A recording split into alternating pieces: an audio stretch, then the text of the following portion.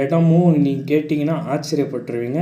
ஆமாம் ஃப்ரெண்ட்ஸ், என்ன அச்சிட்டு அப்படி என்னடா ஆச்சரியப்படுவேன்னு கேட்டிங்கன்னா, இந்த ₹1 நாணயம் அடிக்கிறப்போ பாகிஸ்தான் லகோரில் கூட அடிச்சிருக்காங்க இந்த காயின். நம்ம இந்தியா காயினை தான். அப்போ எல்லாம் ஒன்றா தான் இருந்தது. இருந்தாலும் ஒரு பாகிஸ்தானில் அடித்த காயினா அப்படின்னா, இது நான் வச்சுன்னு இருக்கிறது பாகிஸ்தானில் அடித்த காயின் இல்லை, பாம்பே மின்ட்டு தான். ஆனால் பாகிஸ்தானில் அடித்த காயினுக்கு கீழே எந்த ஒரு மார்க்கும் இருக்காது.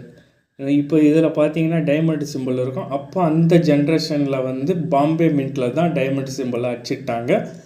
இது ஒரு அரிய கேட்டகரியான ஒரு அரிய நாணயம் தான். உங்களுக்கு கிடச்சிச்சின்னா மறக்காமல் சேர்த்து வச்சுக்கோங்க. இது ஜார்ஜ் கிங்கு 6th பீரியடில் தான் அச்சிட்டது. இவர் 1868 காலத்துலேருந்து 1947 வரைக்கும் வாழ்ந்தார்.